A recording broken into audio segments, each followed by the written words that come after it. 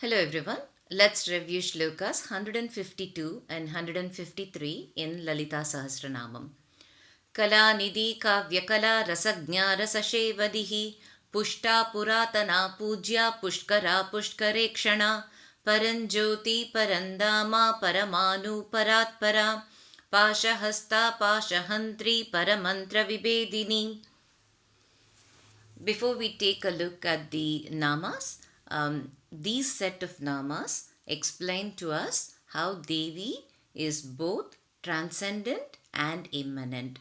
Transcendent means something that is beyond our perception. Immanent means something that is within ourselves, something if we put an effort to, we can come to realize. And Devi is both transcendent and immanent, and these namas are all explaining that. kaḻānidhiḥ is the first nama here. Kala means art and nidhi means treasury or treasure house. So kaḻānidhiḥ means she is the reservoir of all arts. And Kala you can expand. It said that there are about 64 arts.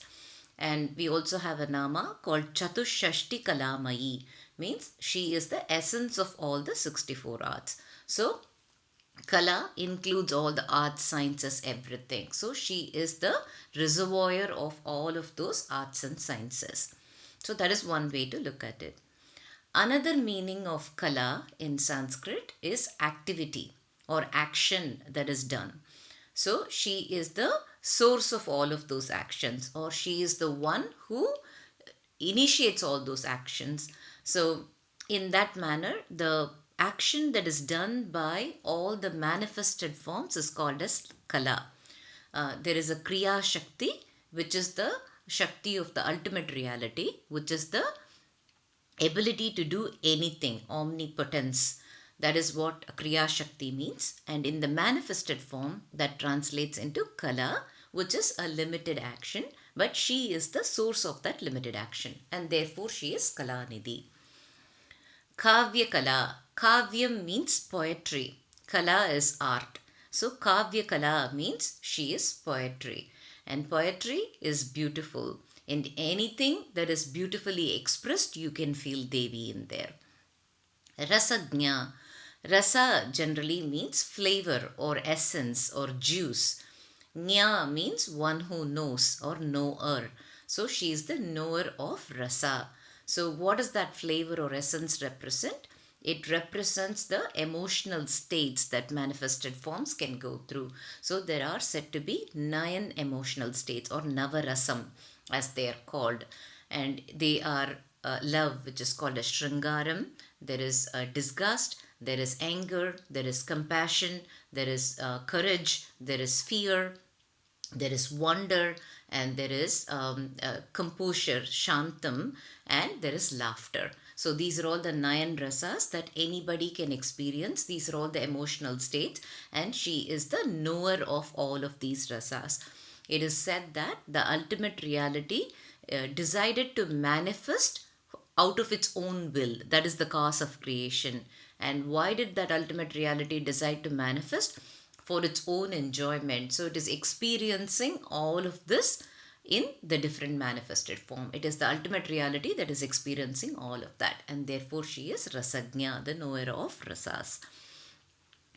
rasaśevadhiḥ. Rasam again is the flavor. Shevadhi is also treasury, and it is also crown jewel. So Shevadhi is the pinnacle of that.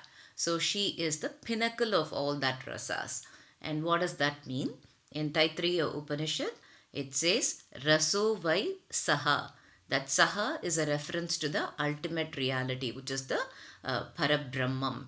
And it says raso vai saha. So that the flavor itself is Brahman, or the ultimate reality is the rasam. What does that mean?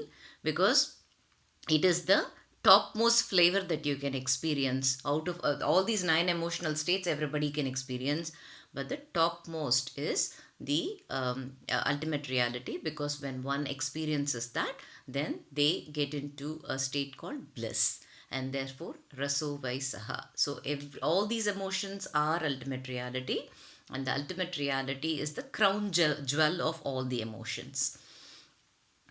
Puśhṭā.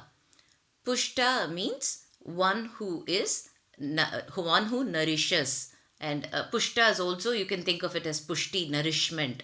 And puśhṭā is the source of nourishment. So puśhṭā is nourishment.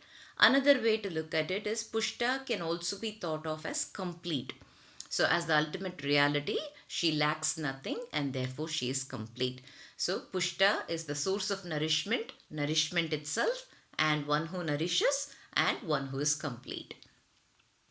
Purātanā. Purātanā means ancient, because the ultimate reality is the one that came first. There is nothing before it and therefore it is ancient. Pūjyā. Pūjyā means respected, revered. So worshipped by everybody. So pūjyā is one who is worshipped. And if you see with ultimate reality, the pūjyā is the only state that applies to the ultimate reality. So for example, let's take Adi Shankaracharya. All of us respect Adi Shankaracharya. So he is a pūjyā. But at the same time, Adi Shankaracharya had his own guru. And there would have been people he respected, right? So Adi Shankaracharya is in two states. He is revered by everybody, but he also reveres someone else. Whereas with ultimate reality, there is nothing better than that ultimate reality. There is nothing above that ultimate reality. There is nothing considered superior to that ultimate reality. And therefore, the only state is to be in the state of being worshipped by everybody. Puśhkarā. Push again references nourishment here. Kara means doing, one who does. So she is one who nourishes. So anything that nourishes is called as puśhkarā. Shiva is called as puśhkarā. Water, we might have all heard puśhkarinī. Water is nourishing, therefore it's called as puśhkarinī. Sun is called as puśhkarā because sun nourishes. So anything that nourishes is called as puśhkarā. And she is puśhkarā, the one who nourishes us, not just physically, but also emotionally and spiritually. Puśhkarekśhaṇā. Puśhkarā. Puśhkarā here represents lotus. Ikshaṇā means eyes. So she is lotus-eyed. So puśhkarekśhaṇā.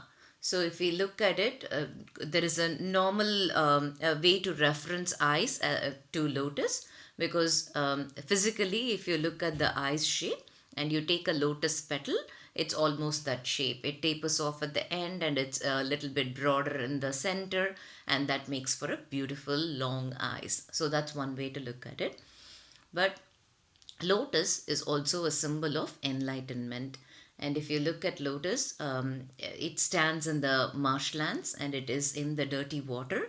Yet the lotus is the pristine flower, and it doesn't have any dirt on it, and it only takes what it needs to take from that marshland for its growth, and it discards anything else where it doesn't take any impurity. Not even one extra drop of water can stay on the leaf of the lotus. So lotus is capable of only taking what is needed to be taken. Similarly, as puśhkarekśhaṇā, while she sees everything about us, she takes the good within us, and therefore based on that good, she is always willing to help us. She is always compassionate towards us. So the lotus petal also has a little bit of red in it. That red signifies her compassion, her karuna for us.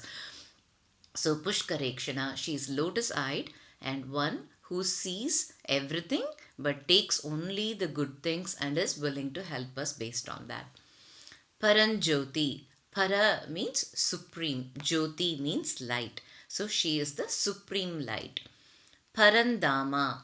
Dhamma means abode, or it is a particular point, a destination. Parandhāma means the supreme abode. She is the destination everybody wants to reach to. Paramāṇuḥ. Anu means atom. And paramāṇuḥ means subtle. In this case, para means subtle. So she is the subtlest of the subtle. So it is the minute atom or minute part of an atom. So she is paramāṇuḥ. So she is superior and she is also very subtle. That's what is conveyed here. Parātparā. Para again is supreme.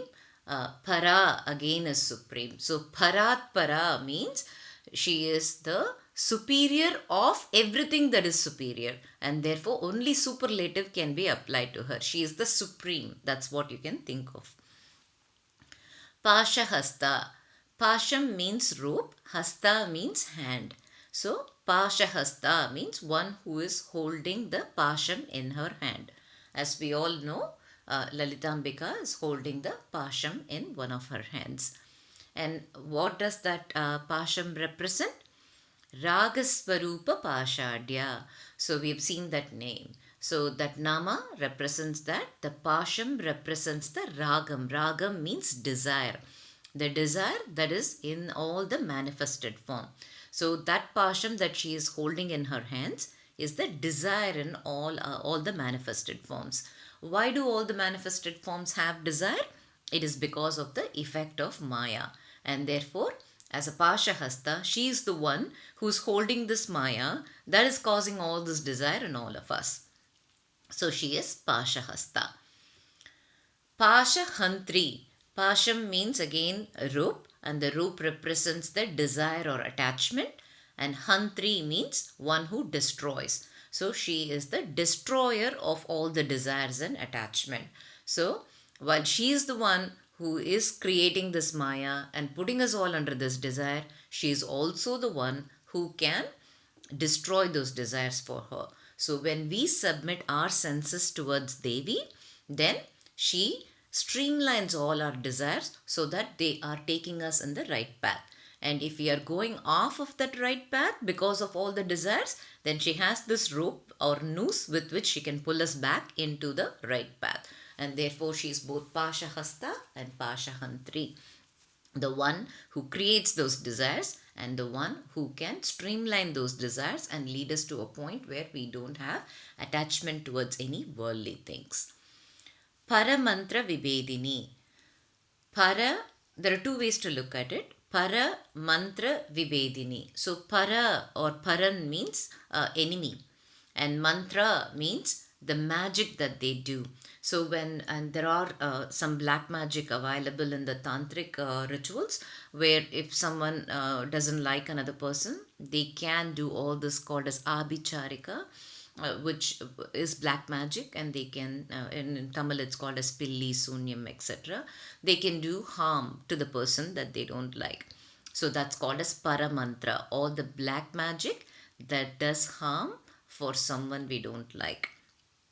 Or of course, there are also black magic that can make someone do what we want them to do. So anything that's outside of their control, doing that to them, black magic will allow, and that's all called as paramantra.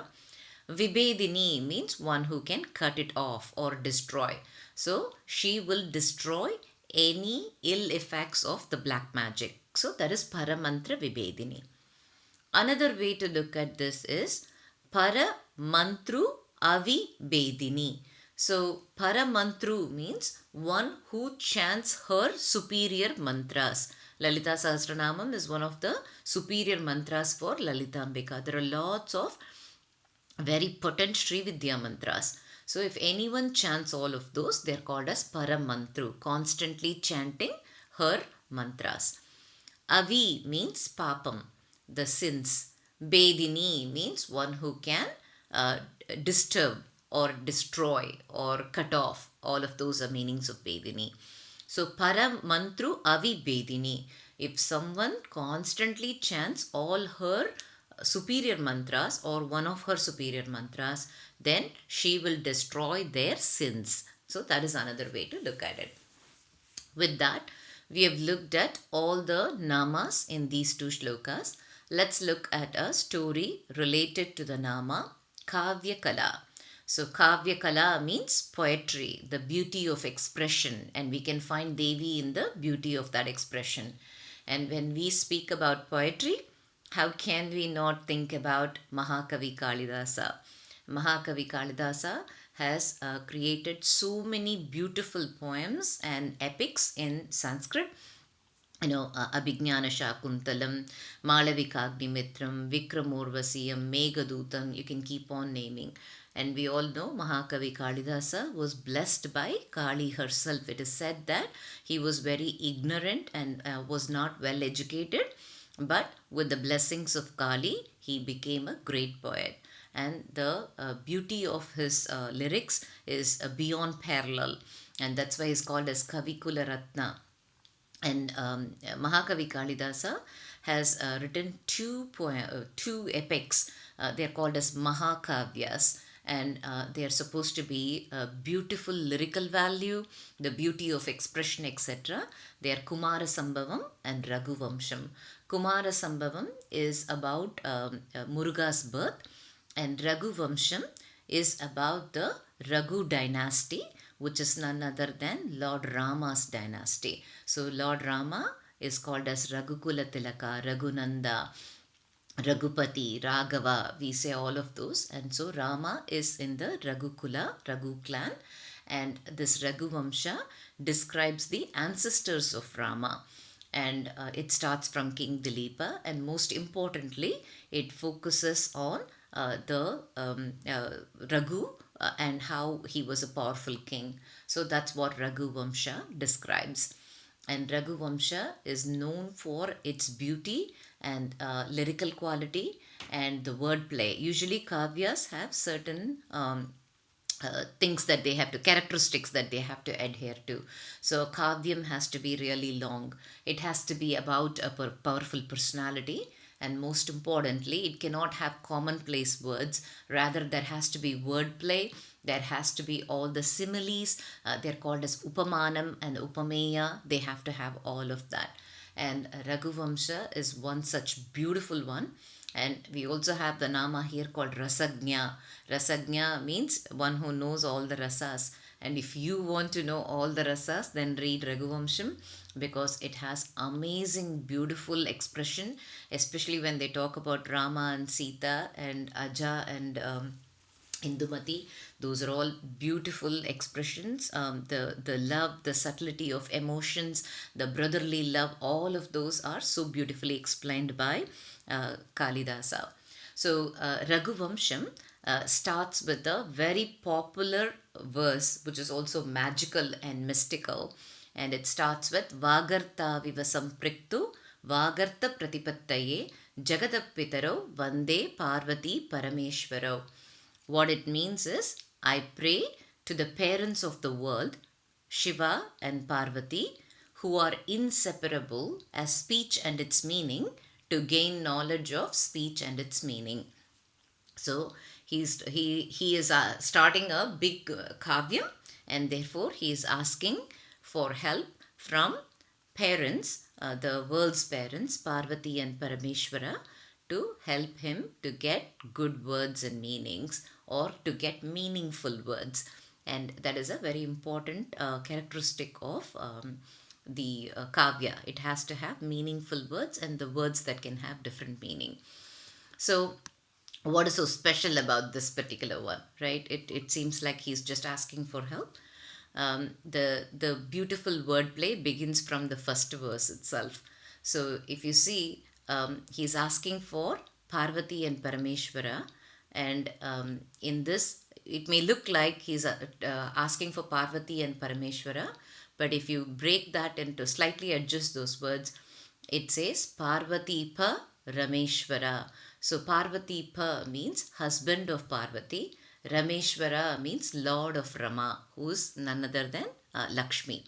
So if you look at it another time, Vagartha viva sampriktu Vagartha pratipattaye Jagatapitaro Vande Parvatipa Rameshwarau. So now he is saying Shiva and Vishnu are blended together. They are one and the same. And he is asking for their help to give him meaningful words. So that is another way to look at it. So here it means Shiva and Vishnu, and not Shiva and Parvati as we first saw. Then there is another way to look at it. He is calling to Shiva and Vishnu, and what is he asking? Vagartha pratipattaye. So Vag means Vedas, and Artha means meaning. So another way to look at it is he is asking for the meaning of Vedas. The meaning of Vedas is enlightenment and knowledge. So that is one way to look at it. Another way to look at it is Vak means Vedas, Artha means enjoyment, pleasure, everything that is needed in the material world. So Shiva gives liberation or knowledge. That's why we call it Shivajnanam. And Vishnu gives whatever we need to enjoy in this current world. It's called as Bhogam. So he is asking for Yogam and Bhogam. So that is another way to look at it. And then the other way to look at this is the first word, Vagartaviva. Vag actually represents a speech, and speech is none other than Saraswati. And Artham also means representing. So Vak Artham. So what does Saraswati represent? Saraswati represents Brahma. She is the energy of Brahma. So when you say Saraswati, you are saying Brahma's energy. That's why she is called as Brahmani, Brahmi, speech, etc. So here he is called the entire Trinity here. So Vagartaviva, which is Brahma and Saraswati, and then there is Parvati Pa, which is Shiva and Parvati, and Rameshwara, which is Vishnu and Lakshmi. So he is invoked all the Trinity here. And so there are so many beautiful things about this lyric. And the last one is he has emphasized the oneness of everything. So he says Vagartaviva Sampriktau.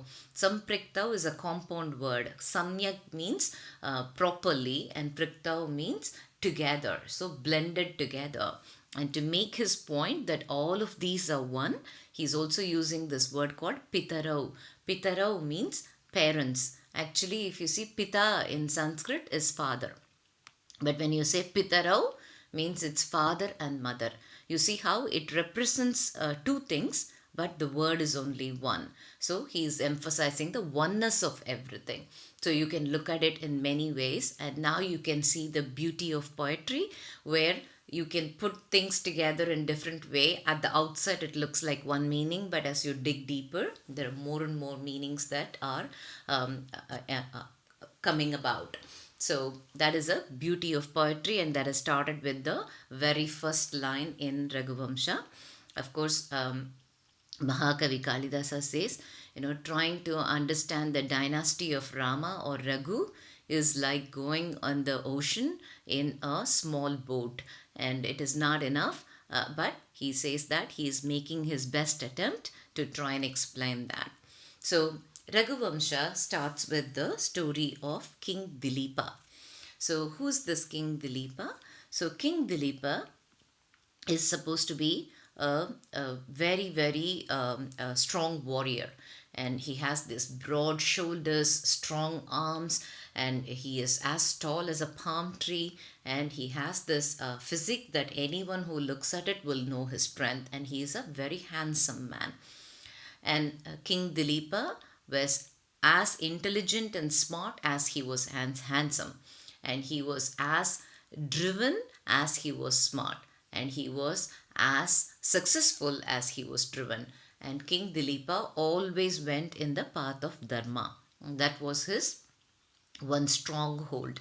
And it is said that in King Dilipa's rule, the word theft could only be found in law books, because they had to write it out and say what punishment. But if you see in reality, you will never encounter theft anywhere.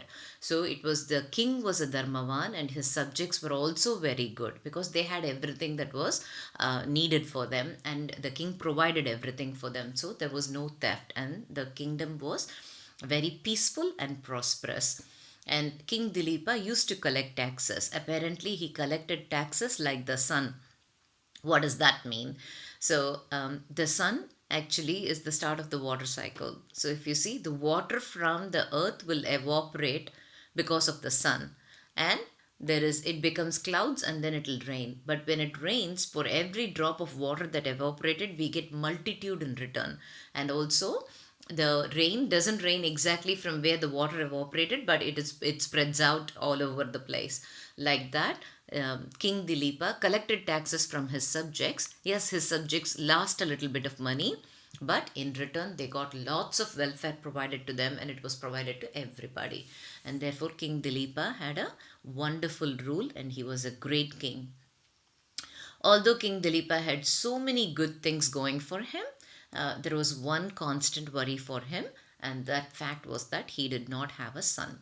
So it is the responsibility of the king to leave a heir to the throne, and it's also considered that they do their duty to ancestors only when they have given birth to a son. So King Dilipa was aware of it and was also concerned about it. And King Dilipa was married to a princess of Magadha, and her name is Sudakshina. And so King Dilipa and Sudakshina were a bit worried that they didn't have children. So King Dilipa went to his Kula Guru, who's sage Vasishtha, so that he can find some solution to this problem. So he went to sage Vasishtha's ashrama, and he prayed to sage Vasishtha, and he told him that he has come to meet him because he's worried about not having a child. And sage Vasishtha is very powerful, and therefore in his vision he was able to see that King Dilipa did not have a son only because he did not pay proper respects to Kamadhenu. It's said that once King Dilipa went to help out Indra, and on his way back, Kamadhenu was standing under the Kalpavriksha. Unfortunately, King Dilipa did not notice that, and therefore did not pay respects to Kamadhenu.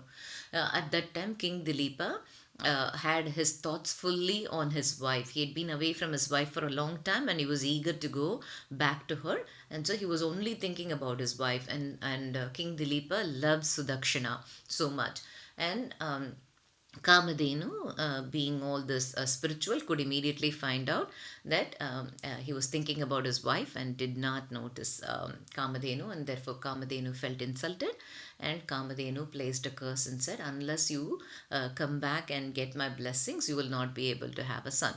So sage Vasishtha told King Dilipa about this, and he said, you know what, if you do your puja for Kamadhenu, then you can get her blessings back. And actually, I have Kamadhenu's daughter Nandini, and you can do puja for Nandini, and that will be another way to get blessings from Kamadhenu. But unfortunately, Nandini is not right here. I sent her for a sacrifice that Varuna is doing. So she's gone to the Patala Loka, and so only when she comes back, you will be able to do that puja. And as they were talking, interestingly, Nandini came back to sage Vasishtha's ashrama. So sage Vasishtha said, you know, this is a good sign. So why don't you start immediately? So King Dilipa handed over the responsibilities of running the kingdom to his ministers, and he stayed in sage Vasishtha's ashrama. And then every day, Sudakshina will get up in the morning, do the puja for Nandini. Nandini will go for grazing, and King Dilipa will simply follow Nandini. Wherever she goes, he will follow. He'll take a bow and arrow, follow behind her. And then once she's finished grazing, she comes back home. Sudakshina will again do the puja. They will make sure that, you know, Nandini has water, etc. for retiring for the night. So this was their routine. And they did this for 21 days. So after the 21 days, that day when they went for grazing, Nandini happened to go to a different side of the forest. And as usual, King Dilipa also followed Nandini. And this time, Nandini went to a different part of the forest that was so beautiful. And the entire place felt enchanted, and there was a beauty about it. The birds chirping on the tree, the green trees, everything looks so beautiful, and the deers going everywhere. And even though there was this warrior who's so tall with a bow and arrow coming, the animals were not afraid. It seemed like there was harmony was there everywhere. And King Dilipa was so lost in this harmony that he did not realize where Nandini went. And suddenly he heard a loud shriek from Nandini, and so he was rushing to go and see where is Nandini. And he saw that a lion was pouncing on Nandini. And King Dilipa immediately took his arrow, and he was going to put it in the bow and start to shoot the arrow. But he finds that he's completely paralyzed. He's immobile. He's not able to move anything. This has never happened to him, and he's shocked that he's completely immobile and he's not able to move when Nandini needs help. And at that time, to his surprise, the lion that was going to pounce on Nandini starts to speak. And the lion says, my name is Kumbhodara, and I am a Shivagana, And in this forest, there is a tree that was lovingly planted by Parvati, and she is very attached to it. And so Shiva sent me here so that I can take care of that tree and that it comes to no harm. Once an elephant came and broke a trunk, and Parvati felt very bad. So Shiva sent me here, and so I stay in this cave. And the rule is that any animal that comes close to that cave is something that I can eat. So I don't harm anything, but if it comes there, I will eat it. So then King Dilipa realizes that he's able to speak. And he says, you know what, sorry, we didn't know about this. By mistake, Nandini came near your cave, but please don't eat Nandini. In order to make it fair for you, instead of Nandini, you eat me. So that way you get your food, but Nandini is not under harm. And the lion starts to laugh and says, you know, you're a king, and if you are alive, so many people will benefit. This is after all a cow. Why are you giving your life for the cow? And even if this cow is so special to your guru, then you can give 1,000 cows instead of this one cow. What's a big deal? Why are you giving up your life for this Nandini? And then King Dilipa says, look, you have left Kailasa and you've come and stayed here just because whom you respect, Shiva, told you to take care of a tree. So you're protecting that tree. But now this is some Nandini is so dear to my guru, and I've told him that I will take care of Nandini. What kind of a king will I be if I do not do that? So just like you are so attached to this tree, I am attached to Nandini just because it's important for my guru, and therefore no change of heart. You please eat me instead of Nandini. I'm totally fine with it. So then he finds that he is released from this immobile state, and he sits down so that the lion can pounce on him. And suddenly he realizes the entire scenery changes, and now the lion has disappeared, and all that is standing in front of him is Nandini. And then Nandini says that this was all something that I created to test how sincere you are, and I'm so pleased, and therefore I give you my blessing. And because he got Nandini's blessing, now he is able to, the curse is lifted, therefore he will have a child. So then he goes back, he tells what happened to sage Vasishtha, and everybody is so happy. And therefore Queen Sudakshana and King Dilipa go back to their kingdom.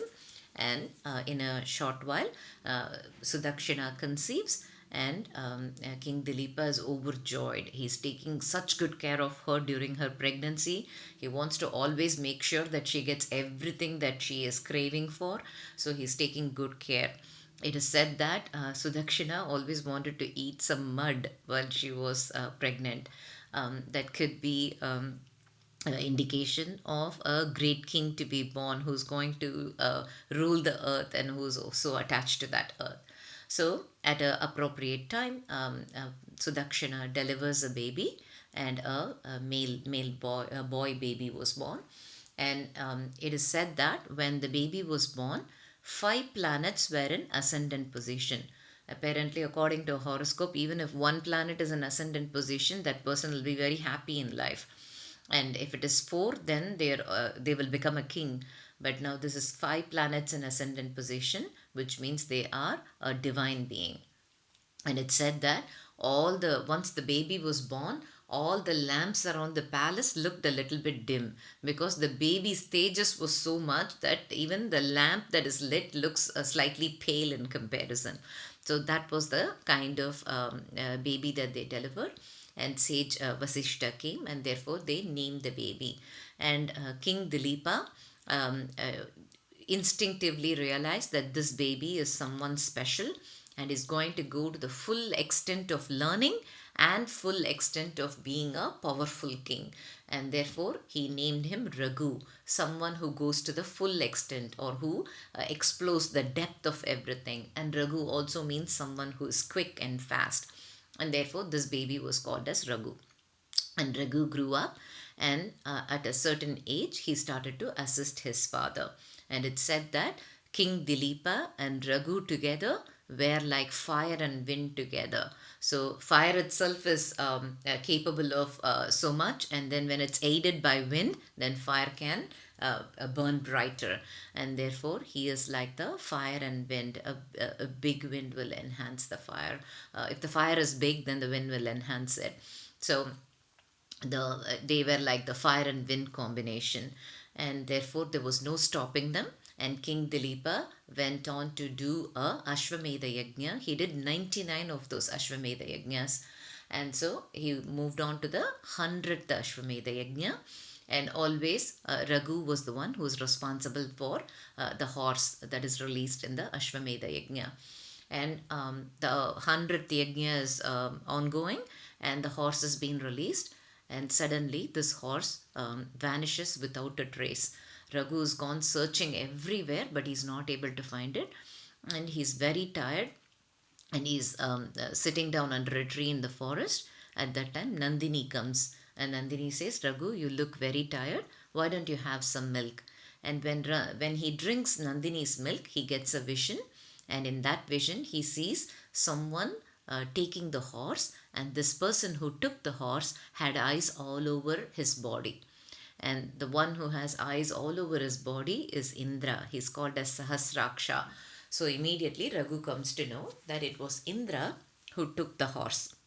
So Raghu is not afraid of anybody. He went directly to Svargaloka.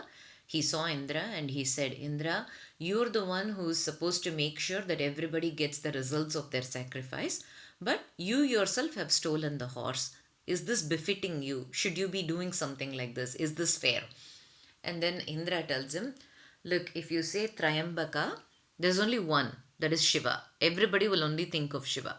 Similarly, if you say Purushottama, there is only one, that is Vishnu, right? Similarly, if anybody says Shatakrita, then there is only one, which is me. Shata means 100, Krita means doer of 100 Ashwamedha Yajnas. That is Indra. That's how he became eligible to become Indra. So he says, if you say Shatakrita, right now I'm the only one. But if you guys go ahead and do this, your father will also become a Shatakrita. So I will lose that title. More people will have the same title. So I want to defend my title. And therefore, everything is okay to defend your title. That's why I stole the horse. And then when Raghu hears it, he says, no, not when I'm here. So then he challenges Indra to a battle. Now, everybody is shocked. Indra is a very powerful warrior, right? And there are people who wanted to have sons like Indra. And a mere human goes ahead and challenges Indra. So everybody is surprised. They're all watching. And now there is a battle between Indra and Raghu. And Raghu is such a powerful warrior. He finally manages to cut the string of Indra's bow. And so Indra is kind of shocked. And now immediately Indra takes out his Vajrayudham. Vajrayudham is a very powerful weapon. It was made with Dadichi Maharishi's bones, and it was done by Vishnu himself. And that is what Indra used to kill Vritrasura. And Indra also hit Hanuman with the Vajrayudham, and Hanuman fainted. And we all know Vayu then got very upset, and then all the gods had to give their powers to Hanuman and wake him up so that Vayu will come out of the cave where he hid himself in. So Vajrayudham is very powerful. Nobody is immune to it. And he takes that Vajrayudham and hits Raghu with that. And once hit by Vajrayudham, Raghu falls all the way from Svargaloka down to the earth. Now everybody is worried. What is going to happen? He will die, right? But as they're all watching, to all of their surprise, Raghu just like that gets up after being hit by Vajrayudham.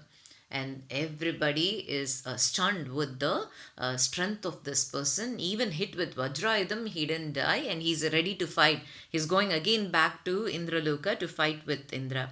And Indra himself is surprised by the strength of this human being. And so Indra is very pleased. And Indra says, you know what? I'm very impressed with your strength. I don't want to fight with you. I want to give you a boon. You can ask for anything, but I will not return the horse. Other than that, whatever you ask, I will give it to you. So then Raghu tells him, like, okay, you won't give the horse, but make sure my father gets the results of doing 100 Ashwamedha Yajna. So the result of the sacrifice, whatever punyam he would have gotten, let him get that. So then he says, you have to come and tell this to my father. So then Indra sends a messenger and they go and tell King Dilipa. King Dilipa is so proud of Raghu. He was able to go and battle with Indra, and almost the battle was a draw, right? He did not win over Indra, but at the same time, he did not lose to Indra. And he accomplished the result.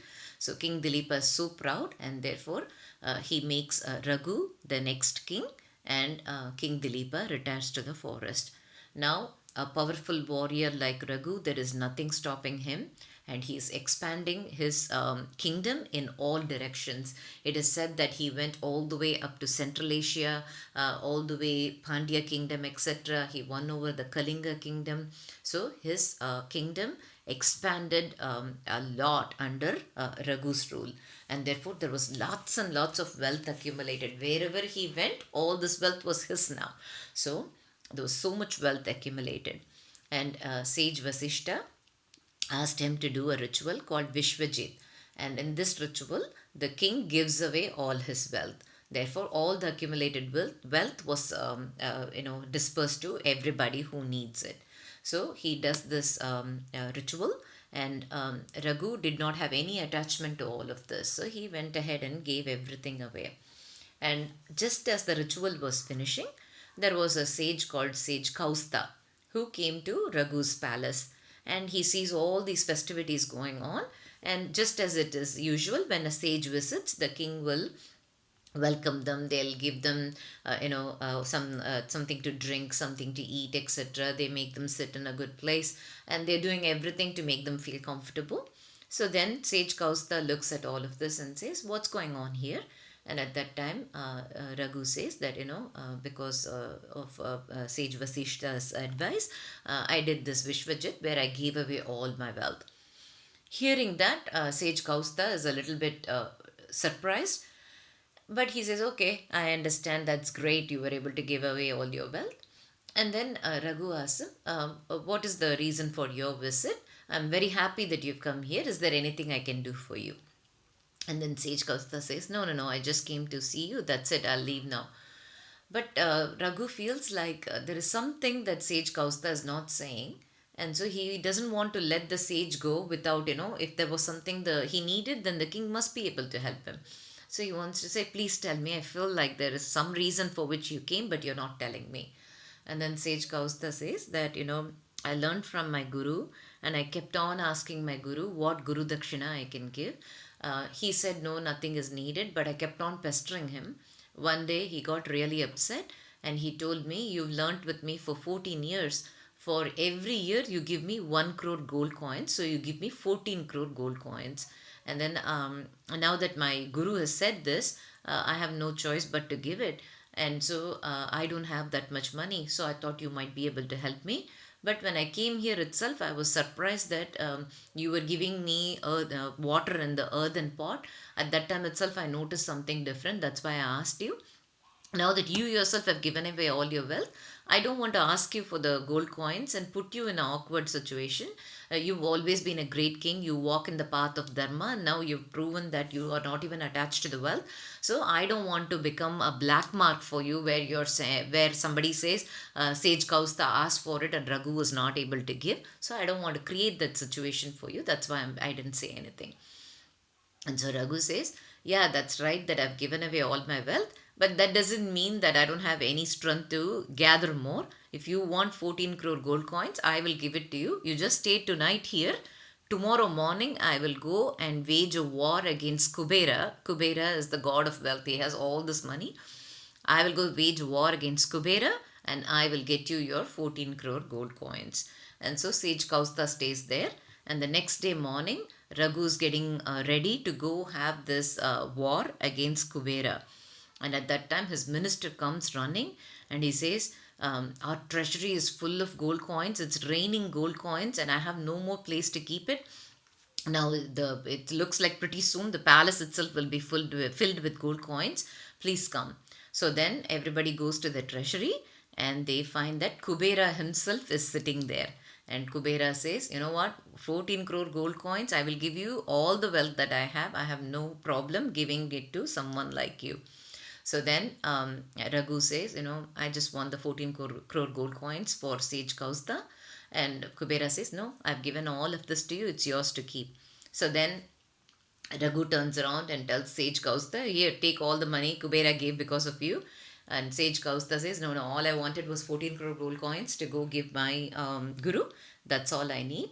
And sage Kaustha is so impressed with Raghu and his lack of attachment towards wealth. And so then he says, you know what, you're already not attached to wealth. You follow the path of dharma. What is there for me to bless you? But I bless that you have a great son. So Raghu has a son called Aja, and Aja's son is Dashratha, and Dashratha's son is Rama. And all of us know about Rama, how he is a Dharmavan. He had no attachment to wealth. If you see, when Kaikeyi said, you cannot be the king, you have to go to the forest and live a life of a ascetic, he did not even bother about it. He immediately said that is totally fine. And he also is someone who is beyond personal attachments. If you look at the Raghuvamsha story, both Aja and Dashratha are very attached. They represent Kama. So King Dilipa represents Dharma. He was a Dharmavan. He did everything according to Dharma. But he was attached to things to the extent that he has to be attached to. Whereas if you look at King Raghu, he follows the path of Dharma and he gave up his attachment to Artha. So King Dilipa represents Dharma. King Raghu represents Artha.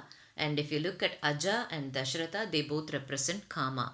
Aja was very attached to his wife, and Dashratha was very attached to his son. So they represent Kama. And if you look at Rama, he was always a Dharmavan. We know he's a Satyasandha, only following the path of Dharma. Right? Ramo Vigrahavan Dharmaha. If you want to give a form and shape to Dharma, it will look like Rama. So he's that kind of a Dharmavan. And he also gave up the kingdom itself. He did not think twice about it. And Sita is the one he loved the most. Even when he gave up the kingdom, he could not let go of Sita. He took her. And when Sita was abducted, he waged such a hard war against Ravana with nothing on his side, yet he won. And that's how much he loved Sita. But when it came to his subjects having different opinions and them not accepting his rule, he had to balance it against Dharma, and he gave up even Sita. So when Dharma, Artha and Kama are transcended, what is at the end of all of that? That is moksha. That's why if you think about Rama, it leads to moksha. Rama's just Ramanamam is called as Ramanama Tarakam. It can help one transcend the samsara sagara. So Rama is Purushottama, and just thinking of Rama leads people to moksha. Just chanting Ramanama is sufficient to get to moksha. Ramaya, Ramabhadraya, Ramachandraya Vedase, Raghunathaya Nathaya, Sitaya Pataye Namaha. This is a Rama Raksha Stotram which was composed by sage Vishwamitra, and with that stotra, may Lord Rama's blessings be upon all of us. That's all for today.